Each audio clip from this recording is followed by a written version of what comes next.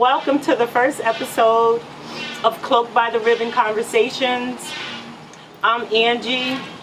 I am a breast cancer survivor, and I am joined here by my two beautiful friends, Carolina and Pam.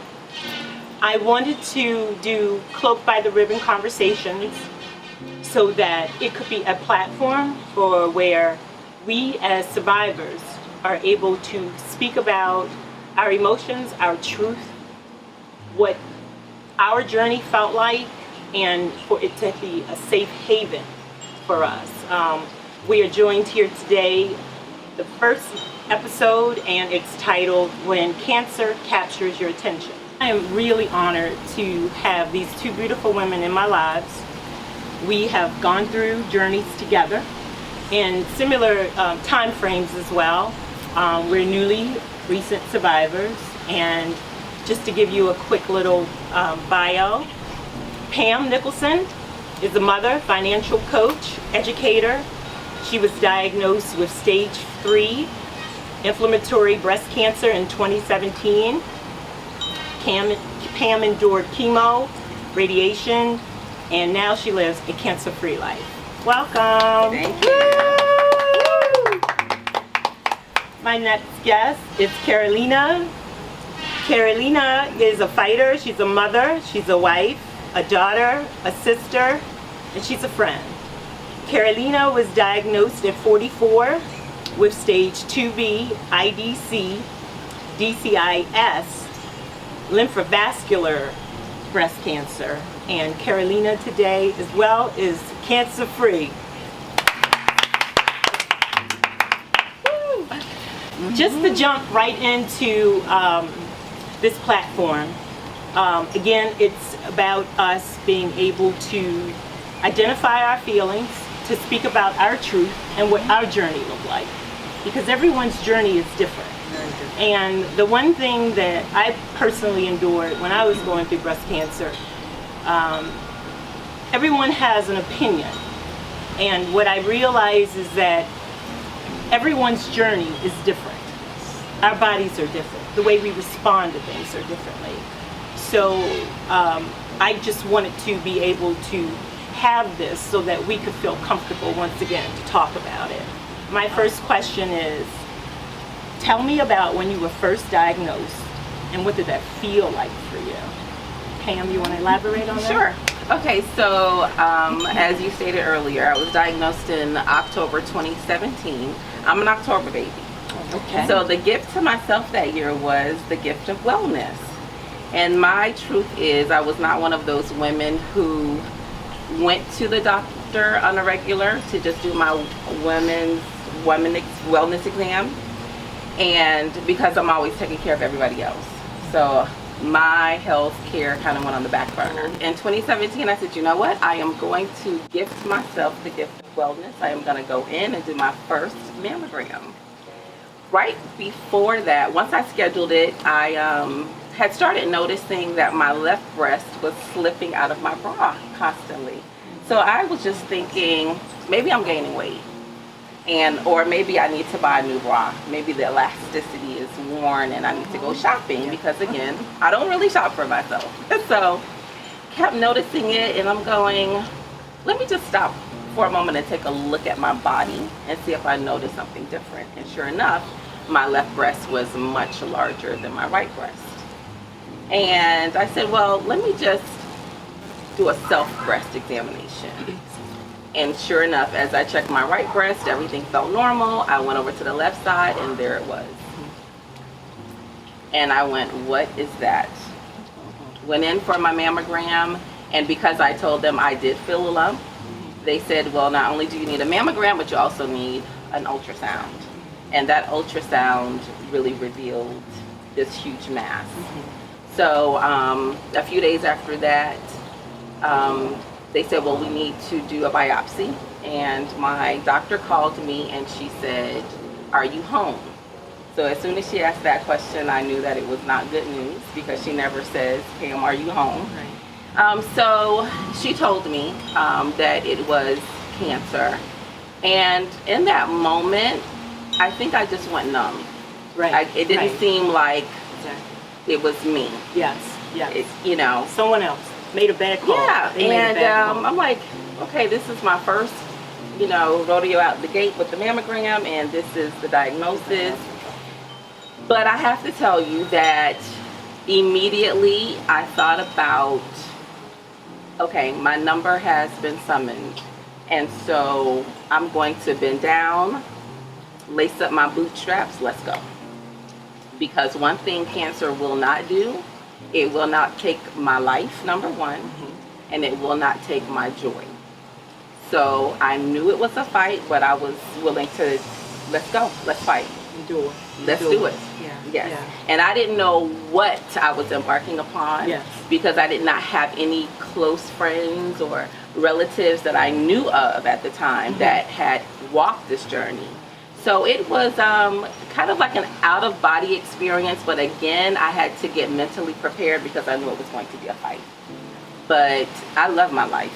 So Amen. I had determined I'm willing to fight for my life, whatever that means, Right. So yeah, that's pretty much what that first experience of getting the diagnosis was for me. Well, we commend you. And again, we just want to just note that everyone's journey and getting that call is all different. And Carolina, how was it for you? Well, let's see. I had endometriosis a few years before I got diagnosed. So I was on hormonal replacement therapy. There is a high chance once you do this hormonal replacement therapy that you can develop cancer. So that was always in the back of my mind. And I remember in 2016, I was just feeling tingling sensation in my breast. I was just feeling uneasy, like it just felt way, like you said, and they were numb, they were tingling, there was just a lot of different vibrations going on. I got a scan, I did my mammogram and an ultrasound because I had dense breasts, which also requires mammograms, and I came back as positive, negative, that everything was fine, and I, inside of me, knew something wasn't. And I remember my son, who is at that awkward age where his head is a little bigger than the body, he comes running and he hit me. As I took a shower, I felt something. And that's when I called the doctor. I put everything in motion. Confirmation a couple of months down, November. I was working in Jacksonville, the exact day. I was working, and ironically, I was selling cancer policies. Wow. Health accident, and I remember looking at my phone, and it was a doctor's office, so I said, okay, let them leave a message. I saw they called again. And by the third time, I knew the sense of urgency. I just had that gut feeling that it was positive. So I excused myself from the meeting, went to the bathroom, returned the call, and they told me the news. I cried, went back out, finished my day of work, and I got in my car and I just drove to Jacksonville. To Georgia. And I don't remember how I got there. I don't remember driving back. I just left. And that's how my journey has begun. For myself, I often would do self-breast examinations on myself, and I had just turned 50, and I had come back from an amazing vacation with my boyfriend at that time, and I was home and I felt my breast, and I felt this lump in my right breast, and I just realized that it had not been there before. And 2 days later, I go back to work, and I ran into my primary care. I work at a hospital as well. I ran into my primary care in the hallway, and I told her that I felt this lump. And I was due, so I was 2 months from my annual behind in having my mammogram.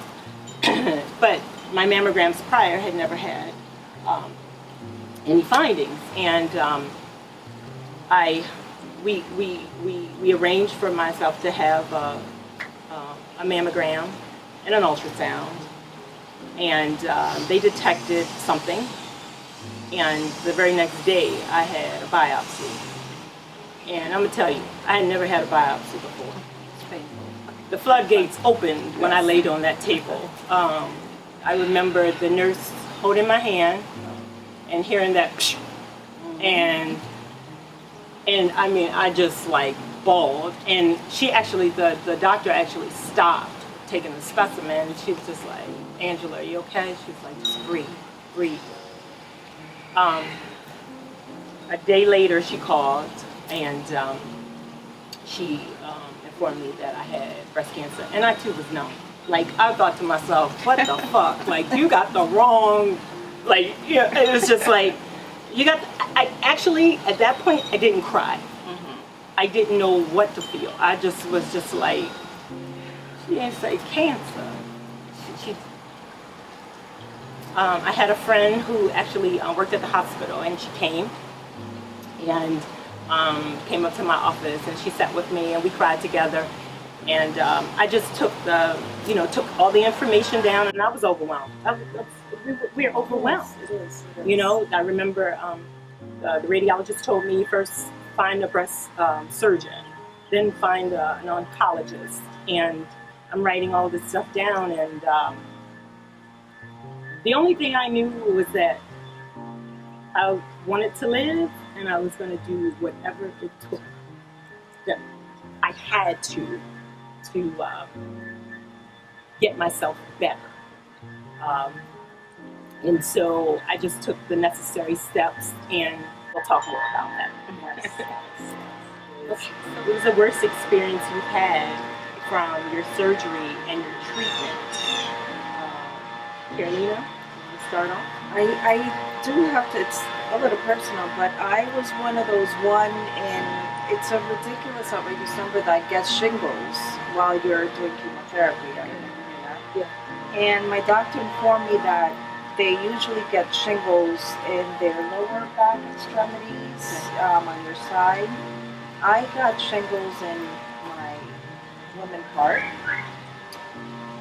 Yeah. Yes. And it was just, it was pretty shocking for the doctor as well. I guess I was like his case number 2 of people that had gotten shingles. And because of it, the region where it was in my, yes, you know. The G-ear. The G-ear. The G-ear. Yeah, so because of that, where it was a little hard to treat, and you know, sum up that to everything else that was going on with chemo, the nausea, the diarrhea, I mean everything else. It was very, very tough. That was got me thinking it was really so. Yeah. In addition to, again, like I said, all the side effects of chemo, and, you don't have any control of your body. I mean, that itself and cancer in itself, the whole thing is tough. It's been very tough. So Carolina, how long was your actual chemotherapy treatment? Meaning like weeks or months? I did. So I started in April and I finished in November. Okay. So I should know this number, but there's just some things that, of course, I don't know, you kind of block off. But Yes. I started in April and I finished in November. And how many surgeries have you had? I've had, this is going to be, I had 5 surgeries. I just had Dr. January. Do you foresee any other surgery? I do have to go back because of the lymphedema, and there's a little reconstruction they're going to do. I opted for a trans flap reconstruction, and I did not do any implants this time around. I guess my train of thought is if I'm taking the cancer out, why put something foreign in me? Right. Again, my opinion. Mm-hmm. So I've done that. So I've had five surgeries. 5 surgeries. Pam, how about you? How was your treatment? Okay, so in terms of worst experience, I have a few, but there's one that tops them all. So during chemo, I first had to go through the big one. They call it the Red Devil. So I had to take So I had to take 4 rounds of that, and went through that one pretty successfully, And then the second part of it was Taxol. I was supposed to do 12 rounds of that. Well, I would say my second round of it, I ended up with a side effect called the hand and foot syndrome. Yes, I've heard of it. And what ended up happening is swelling. My hands started to swell. My feet started to swell, accompanied with pain and this burning sensation. And what became unbearable was I literally could not, my hands got so swollen and my feet got so swollen I couldn't walk. I couldn't open a bottle of water. And so that began to impede on my ability to take care of myself every day. And that was extremely excruciating for me. I had to stop working because before I was going to chemo, I would go to work. You know, I just was literally staying true to my schedule every day. Right. But this process stopped me in my tracks, and the sad part was they could not tell me how bad it was going to get. In fact, it got so bad, my oncologist said, can I go get my camera and take pictures so that I can show interns how bad this can get, because I've never seen it get this bad before. Wow. So I literally had to spend my days with my hands and my feet intermittently in and out of ice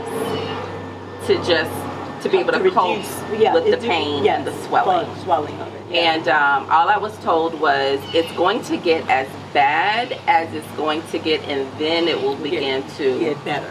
Right, rescind. Right. But at that point, I was crawling to the bathroom. You know, I was just in that much pain. So once it started to kind of wear off a little bit, then all of my skin on my hands, they were dark. Like it was burnt. It was like a chemical burn. Yes, yes. And so all of my skin came off of my hands. So all it's new skin. Wow. The skin on my feet, New beginning. it's a new beginning. Yeah. So when they say my hands look new, They and my are new. feet did too. They are new. They are new. Literally, this is all new skin. So just to Wow. watch that process Yes. that you can actually feel, Yes. to see your skin Yes. slop off your body, that was mind shattering Yeah. for me. Yeah. You know, but like I said, the worst part was not being able to fend for myself and needing someone to take care of me and to help me, because I pride myself on being a strong absolutely. woman, Absolutely. independent woman. Yes, And yes. in those days, and it must have been about 2 weeks, but they were the longest 2 weeks. Yeah. Because again, it was accompanied with pain, Right. you know. Right. And so in those moments, I cried in the middle of the night. I cried because it hurt so bad, and I kept thinking, when I know I have never seen a dark cloud come and stay, so it has to pass. But when? Exactly. Exactly. When is it going to pass? Yeah. Yeah. So that must have been, I think, the worst experience. And that was as a result of that Taxol treatment. And so my oncologist said, okay, listen, we've got to switch you to Taxotere. Oh, okay. And so, but she did tell me, you know, you do understand that this is the one that's on the news right now, that it's with the whole lawsuit. And so I had to sign, you know, this paper that I understand, but listen, I need to be able to rid myself. I said, honey, I can go get myself some hair. You know, if I need some hair, you know, I can rock it, ball, buzz cut, whatever. But in terms of the neuropathy, listen, I vote for my fingers and my toes. I need to feel them. Yes. And I can always buy me some hair. Yes. I can't buy any more fingers and toes. Under that. So we made that transition, and then I was able to get through chemo. You know, so but the hand foot syndrome, it's a beast. You know, it's a beast. It is, it's so humbling when you feel like I'm a go-getter, I'm a type A, I'm out there. Right. You need me, But you I'm feel like there. you don't have control. And you don't have control. And that's when you're just like, oh, this too shall pass, I know, Right. but When? my nails also got the black neuropathy. and it's neuropathy. I still have actually residuals where on this hand, Right. all Just of a the sudden feeling. it's like if somebody, like, I lose control of it. I'm like, okay, let me pick that up again with my left hand. So, Right. It's crazy. It's crazy. I remember for myself that when my neuropathy came, when it left, when it was coming back, I was so excited. I remember I used to get my, I love to get my nails. I always like to get I always wanted to still feel like a woman, you know? I didn't want to feel like cancer had defeated me. My worst was being on The Red Devil, adriamycin. So I was on adriamycin, Cytaxin together, and then I went to carboplatin and Taxin. So the beginning, when I went through The Red Devil, It is the Red Devil. I remember my toenails and my nails started turning black, and hell with the hair being gone. In the beginning, I did use a pool cap. For the ones that don't know what a pool cap is, it's a device, and it's a freezing cap, and you strap it to your head, and it has to be on dry ice, and you change it like every 20 minutes. So I used to walk in chemo clinic looking like I was going to a freaking picnic. I'm carrying around the cooler, and at that time I had girlfriends that were coming, and they were helping me to change the cap. I burned myself a couple times on the forehead. The dry ice was just, and the cap was just too freezing, just too cold. But after a while, that just became to be too taxing and too tiresome for me. And I too, total independent woman, I didn't want to continue to ask people to come with me, to be with me during chemo. My worst side effect was metal mouth. I remember it just felt like for 4 months I just sucked on coins, dirty, nasty coins. And I had a few great friends that made this home remedy for me with kosher salt and baking soda, and I would swish my mouth with it like at least every 4 hours, and that would help. It would help to reduce like the taste, but food just didn't taste the same. As a result, I lost like 20 pounds. My iron level, my white blood count just like totally depleted. As I was talking to you all this morning, my white blood count is still really low. Generally, I stay in the 2s, where most of us should be in the 5s. But I don't know if my white blood count will ever go back up, according to my oncologist. And I'm okay with that, as long as I just eat exactly. Supplement, have as much iron as I can in my food. But the fatigue, the neuropathy, the metal mouth was the worst. Of course, being a woman, hair, it wasn't so much as losing the hair on my head that got me the most. It was when I didn't have eyelashes. Yes. Let me tell you, for me, because it made me look like I was sickly, Yes. like I had cancer. And I never, ever, ever wanted to look like I had cancer.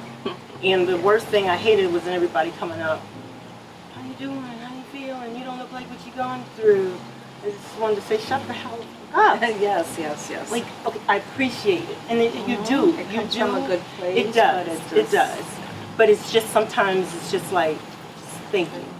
Thank you. Just give me a hug. Or, Yeah. And let me chemo just from far away. let me just be. Let me just be. Because the one thing through this journey I've learned is, we all need our time and our space to feel. I always allowed myself 8 minutes every day to bawl in this house by myself and cry. To shower. I bawled.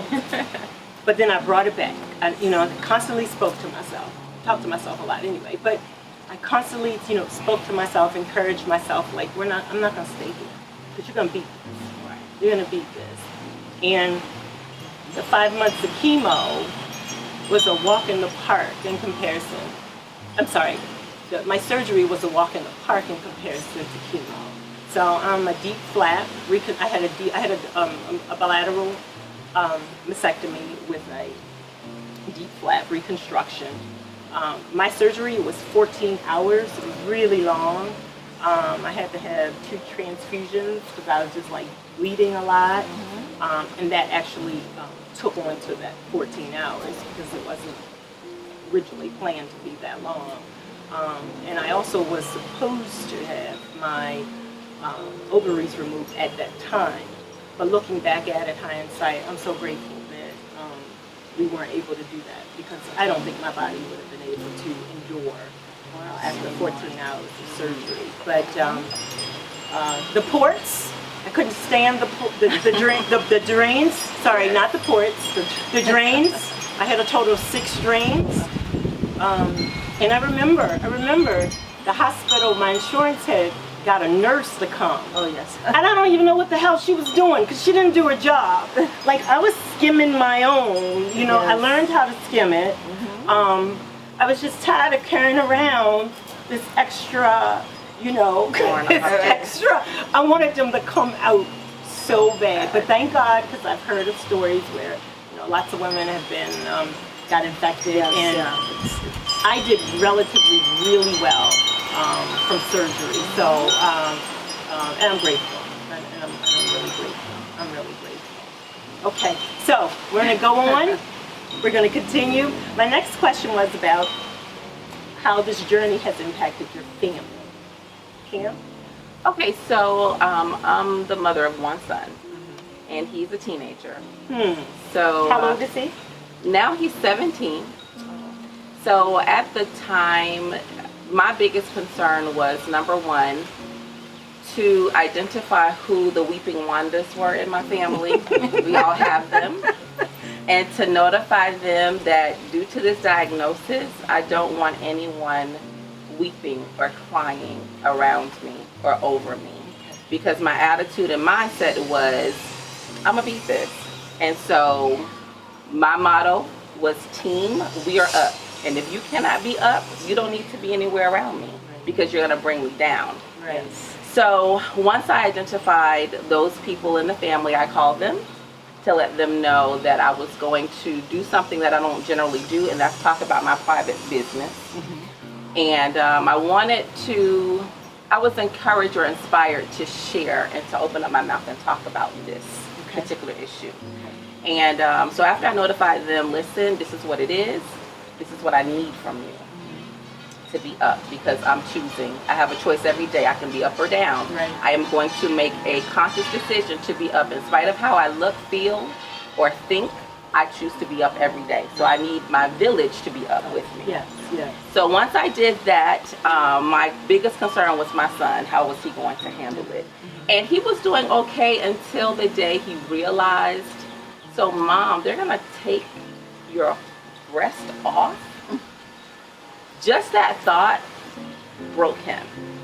And we had to go to the park and have a serious heart-to-heart conversation. And I said, listen, I'm choosing to live, and I'm choosing to fight. Right. There are wonderful mothers with 2 beautiful breasts laying in the grave. Yes. I'm yes. choosing to get rid of the one that's offending me.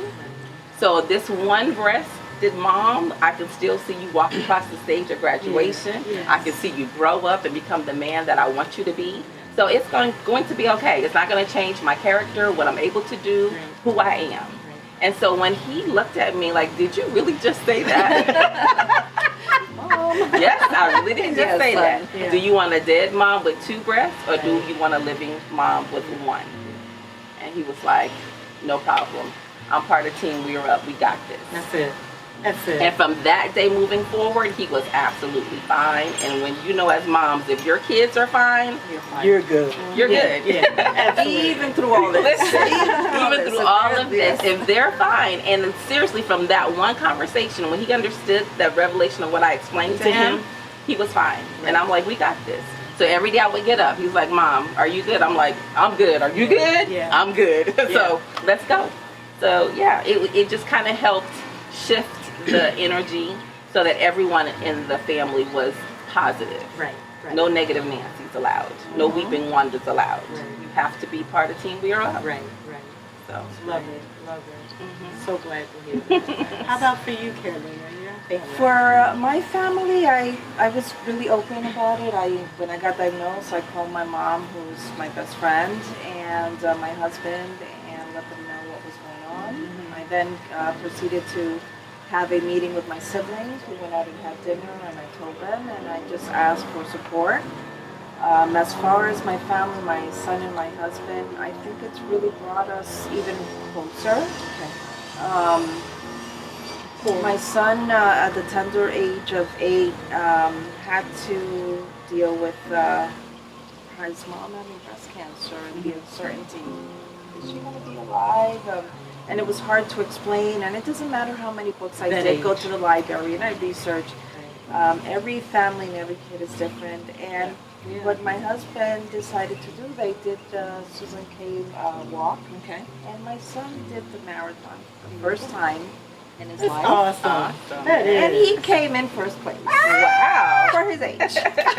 So when they both came home, I remember I had just been released from the hospital. They both came home with medals and everything. I said, Mom, look at what I did. And that was it. That just showed me they were with me. Absolutely. And they still continue to be with me. And I'm really proud. It definitely has made us stronger. Right. Even And when mommy's understanding. down, they're my food. They're my, Absolutely. I love them. Yes. That's wonderful. It helps you to keep going, doesn't Yes, it? yes, It gives it you does.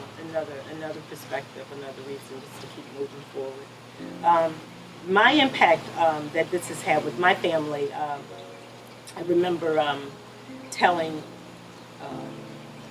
Christian and Alyssa, I had told my oldest daughter separately, and we were on FaceTime. My family are in Maryland, and Chrissy she took it well. She knows who her mom is, and she encouraged me. Same as Christian. I told Christian and Alyssa together on FaceTime, and I could tell from my daughter, she stepped away from the phone. So I told my son, go out, talk to her, whatever, and she called me back, and we had a moment. We had a few moments that particular conversation. The family has not been, we're not new at all to cancers in our family. Both of my grandmothers had breast cancer, and 2 aunts, 2 cousins. One cousin, ironically, she and I were first cousins, and she was diagnosed 2 weeks after I was diagnosed. So I was talking to my breast surgeon, and he strongly suggested, and I wanted to anyway, to do the genetic testing. And I am BRCA1 positive, so that I could inform my kids and allow Alyssa to make an informative decision whenever she chooses to. But my family was able to come down and be with me many times during the journey. But I think if anything, they were just worried, and probably more so just because they weren't here in state. But it cancer-free, and it's worked out really well. So, woo, woo, woo, woo, woo. I actually, when I shared the news with my family, I was like, and as I want to let you know, I'm going in full on. I'm fighting. I'm doing everything I can because I do want to be alive, and I'm also going to share my story. Right. I'm going to be very open, and Vocal. they were like, "What?" And I said, "Yeah, I want to tell my story. I want it to be what I want, where I want to be, and where I see myself." Right. And I've been an open book about it. Some of them are not in agreement, Right. but I think sharing and what you're doing now, this platform, helps. Definitely. Yeah. To just I see agree. that we are all going through Yeah. this, maybe at different wavelengths or different times, and but we're all going through something. Absolutely. And we'll continue, Yes, right? and we'll continue. Yes. And we'll continue. Lastly, I wanted to ask, what is your happy place? And how do you continue to stay positive? My happy place is, honestly, I have to be grounded in God's Word. From the onset of this journey that I didn't know how to navigate An excerpt from Psalms 23 was used to inspire me. Yea, though I walk through the valley of the shadow of death, I will fear no evil. Why? Because thou art with me. So sitting in the waiting room, waiting for the appointments, waiting to be scanned, going through chemo, that scripture ministered to me over and over again. And I understood, if you think about it, I'm walking through the valley of the shadow of death. Do shadows really harm you? I was like, no. But it's just evident that there is something there that's lurking, that's bringing a threat. Exactly. You know, and so I knew that cancer was that threat. But when I knew that my father, he said to me, if I am walking with you and I've got you, who are you going to be afraid of? What are you going to be afraid of? Right. And in that moment, I was like, nothing. Like, if my daddy has me, it doesn't matter who's coming around the corner, you know, what you coming out of the box with, I'm not going to fear anything. And just that word carried me through this entire process, and it still does. And so that's my happy place. Okay. You know, when I forget, or I'm feeling tired, or I might be depressed, or I'm having those moments where I want to cry, you know, because I'm the strong one, so I'm always the encourager and the supporter for everyone else. But those moments come when I have to just release and cry. I think about what he said to me. I'm with you. So right there. Because I know that, and that just centers me. It just brings me right back to, in spite of what it looks like, what it feels like, what it sounds like, what the threat may be, if I know he's for me, he's more than a whole world against me. And so that really is my happy place. With a little water, you know, a little beach, a little pool. That's my happy place. So thank you, Angie. Yes, thank you. Beauty and living in South Florida. Thank you for sharing that, Pam. You're welcome. Carolina, how about you? Happy place. Happy place. So positive. I do want to start off by saying this has been a really tough journey for me. Battling depression again, and it's more not even physical. It's just the more mental fatigue, emotional. That emotional, where my body is not at par with my mind. Exactly. I mean, I'm ready to fly, but my body is something totally different. Struggling, and that's where I find myself struggling. But I've started practicing yoga, and I've been doing meditation and just being a little bit more mindful and more spiritual and accepting of my surroundings, and just breathing one day at a time. That's a good Gets me through. It's a good place. And it got me when you called me, because you called me, you said, what's your happy place? I'm like, I don't have a happy place. I'm depressed. I'm frustrated. I can't get out of bed. And after I hung up, I said, I do have a happy place. I'm grateful. I'm mindful. I'm in the moment. I'm sharing my story. I'm helping. I'm going to be okay. Absolutely. I want people to know that although you can get down, you're going to get back up again. It's going to happen. So allowing permission. Allowing permission to, it's not always going to be, what do we call them? The pink cheerleading squad. And it's not always going to be rosy. Absolutely not. It's absolutely tough journey. And our body took a serious toll in ways that many other people have not been privy to. You know, our body was mutilated for months on end with chemo. Absolutely, absolutely, and then surgery. So you know, we have to continue to. And I get it. I get it. And life goes on. Yeah, it does. It does. It does. It does. For me, the one thing I love, my happy place is the beach. The beach and the water. And check this out. For the viewers, no, I really can't swim like that. I just can't. But however, I got a house with a pool. She's practicing.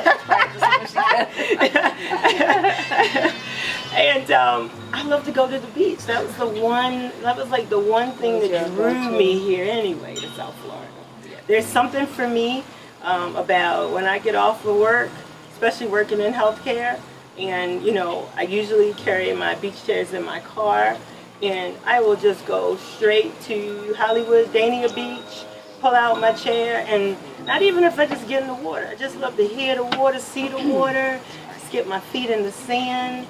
It indeed is my just takeaway, like the world and all of its problems and Angie and her thoughts, and I just like to drift away. And like I stated before, I've always allowed myself, the permission to feel down for myself. I just try my best not to stay there. Pick myself back up and to keep moving, because when we're surrounded and we could be in a room with crowded people and we could feel so isolated. You know what I mean? Yes. At that moment, exactly. Or you could just be in the house by yourself and you're just going through, or in the car and you're going through a moment, or even when the doctors are talking to me, especially my oncologist, who I love dearly. But she could say some stuff, and really, most of the things she says, I just don't even like what she says, but I love her. Yes. You know what I mean? Because everything I want, she generally says no, or my GYN. No, you can't have that, So I just try to, with that being said, like remind myself, okay, like I'm suffering from, after having my oophorectomy, I am suffering bad with insomnia and the fatigue, at 51 years old, and I really want them to give me something. However, I know I can't really be on it. I can't have anything that will, heighten estrogen for me. Right? And I can never. So either I'm going to deal with this, and how am I going to deal with this? So I just continue to try to place myself with positive thoughts and affirmations, and surround myself. That's another thing. Right? Yes. Surround myself with positive people. Yes, sure. Because I had to rid of some people. It was just too much. Yep. Too much toxic. I had to clean some house a little bit. And thus far it's working. So thank you all. We are almost out of time. I wanted to find out from Carolina, Pam, if you had any questions that for this particular, our first episode of When Cancer Captures Your Attention, that you may have. I don't have a question, but I do have a statement. Absolutely. And I just want to commend you and say thank you so much. And I appreciate you giving us this platform to just sit and talk and have a conversation about this journey. Thank you. Because as a survivor, I don't think that we get a lot of opportunities to really sit down with people that understand exactly what it feels like, what the experience was and still is. Looks like, exactly. The residue that we still have to deal with, and just it's just very helpful. I think for me personally, I'm honored to be sitting with you and with you today, just to talk about this whole journey, because I really haven't had a chance. I've shared bits and pieces, but to just sit down and woosah for a minute and say some of the things you were saying, I was like, oh my gosh, I forgot about that. But the toenails falling off, you'd be like, oh my God, they just fell off. Gone, just gone. I did survive that, and I did go through that. Even when you described the sound during the biopsy, I was like, I remember that sound. Yes. It's just it was so much so fast. That you're just in survival mode. Exactly. You're in survival mode, and so I just want to say and encourage those that are listening. It's so important to share. So important to make space, a safe space that we can really just open up and talk about it, because we don't do enough of that. We're so busy listening and trying to solve everybody else's problems. And just day to day. Just day to day, just constantly running. But this has truly been a blessing. So I want to thank you for this platform, and I really hope that it inspires other women to have the same type of platform. I really do. Thank you. Thank you, Sam. Carolina? So I want to second what Pam said. Thank you so much for this, for getting me out of my house and getting me having a dress. Love you, Carolina. I said I wasn't going to cry, but you can. This is our place. But I want to also thank you for saying you said it's okay to be in that space. Yeah. It's okay to feel to cry, it's okay to allow yourself those moments, but you need to dust yourself off and make it through the day, make it good, feel, smell, you're alive. You pinch yourself, you're alive. Yes. And I still have a little bit of chemo thoughts, so I completely lost We my all train do, of honey. thought. We all do. And yeah, something very important that I wanted to say. So as I and now in year 3 of this journey, if you out there are newly diagnosed, I would suggest. I know you hear the word you got cancer, you want to run and educate yourself because there's so much out there. You don't Yes. have to run right away and get yourself cut up and do all this. There's a lot of valid information, which in hindsight, if I could go back, I probably would tweak a few things. So when you get diagnosed, make sure that you have the information you need. Ask questions. There's so many good support groups. This is a good platform as well. Before you make decisions. And like you said, you're going to lose some people along the way. Not everybody understands this journey. And surround yourself with great people, Yes. and more so people who are Understand and get it. who we're going through this. We get together, it. and we get it. We You know, get it. Today I'm not We feeling get it. good. Exactly. It's tough at the work. Yeah, exactly. Tomorrow I'm like, yay. Yeah. So, The scar itches. the scar Hell, itches. you know what I mean? And you're just like, you're ready to scratch and break up the scar. So, Yeah. so thank you. You're so welcome. Thank you. you all You're so welcome. much for coming and supporting. And I just to piggyback off of what Carolina stated, the support is so Yes. necessary. It's so needed. And again, just knowing that our emotions are valid, what we feel. And I also remember, like, especially going to the doctors, I didn't even know sometimes what questions to ask. Yes. You know what I mean? I used to be in the oncologist's office, I didn't know. I was so overwhelmed. So much. I just was like, she was like, do you understand? She used to write things, then she used to draw things, and and there are the receptors and things like that. A lot of that stuff like really went over my head. Right. I used to say to her, and then I remember when she drew my breast, and my breast surgeon, and I said, well, where exactly is the tumor? And then like, and then because mine was in the back, like towards the chest wall, in the cavity, and which made it difficult to kind of get to. But they did their job. But I just want to again encourage everyone to, don't give up on yourself. Yes. And another very important thing that I think is essential, you need to believe in the medical team that you choose. Yes. And sometimes, it's going to take a first try and a second try. And I get it when people say you need to have a few opinions. I totally understand that. But you need to feel safe and comfortable, yes, when you have this team of medical professionals fighting on your behalf, because we entrust them. It's not just that one visit. I've been with my team for now 3 years, so Right. it's a long Process. lasting Yes, relationship. yes. So like I said, you do want to feel comfortable. You want to know that if you need to make a phone call at 11 o'clock at night, Exactly. Somebody's going to gonna answer. Call you back. call you back, and know that any question is valid at any time. Absolutely. And your feelings are valid, and there's going to be some really, really great days, and there's going to be some days really that are just not. suck days. And that's okay too. Indeed. Yes, indeed. One of the things that I want to leave with the listening audience is, for me, I've learned how to literally take life one day at a time. Oh yes, that's my new Yes. motto. Before, I was such a planner, and this had to be done by this Guilty. date. But because of this, cancer got my attention.